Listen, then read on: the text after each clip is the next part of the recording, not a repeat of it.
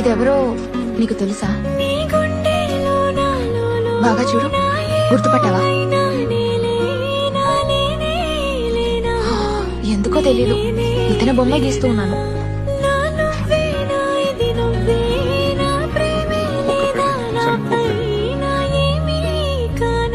dairy నుంచి